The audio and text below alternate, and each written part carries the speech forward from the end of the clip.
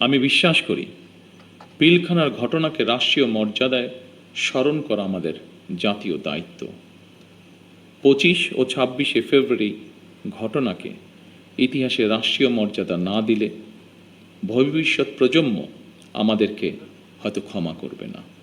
তাই সেনাবাহিনীও আপনাদের সঙ্গে আলোচনা করে 25 এবং 26শে ফেব্রুয়ারি স্মৃতিকে অম্লান করে রাখতে বর্তমান সরকার ইনশাল্লাহ কাজ করবে। আমাদের সীমান্তরক্ষী বাহিনী শিকড় আমাদের স্বাধীনতার ইতিহাসে প্রথিত। মহান মুক্তিযুদ্ধের সূচনা লগ্ন থেকে সেনাবাহিনীর সাথে অবিস্মরণীয় অবদান রেখে চলেছেন। দেশের প্রশ্নে আমরা সীমান্ত বাহিনীকে আরও আধুনিক ও সুসংহত করব ইনশাআল্লাহ। পিলখানার এই মর্মান্তিক ঘটনা ছিল আমাদের সার্বভৌমত্বকে নস্যাৎ করার একটি অপপ্রয়াস।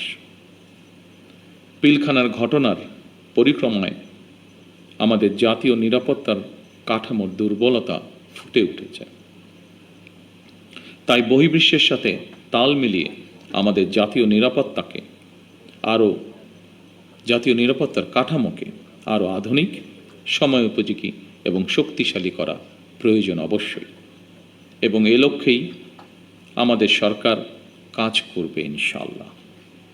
একই সাথে শহীদ পরিবারের সদস্যদের কল্যাণে তাদের সন্তানদের শিক্ষা, চিকিৎসা ও পুনর্বাসনের জন্য দীর্ঘমেয়াদী সুরক্ষা ব্যবস্থা গড়ে তোলার প্রতিশ্রুতি আমরা এরই মধ্যে ব্যক্ত করেছি। আমাদের রাষ্ট্র প্রতিষ্ঠানসমূহকে ন্যায়, শৃঙ্খলা ও দায়িত্ববোধের পথে পরিচালিত করেন। পরিশেষে আজকের এই অনুষ্ঠানটি আয়োজন করার জন্য যারা অক্লান্ত পরিশ্রম করেছেন, এই অনুষ্ঠানটিকে সুন্দরভাবে উপস্থাপন করেছেন, তাদের সকলকে আমি আমার পক্ষ থেকে আন্তরিকভাবে ধন্যবাদ জানাই।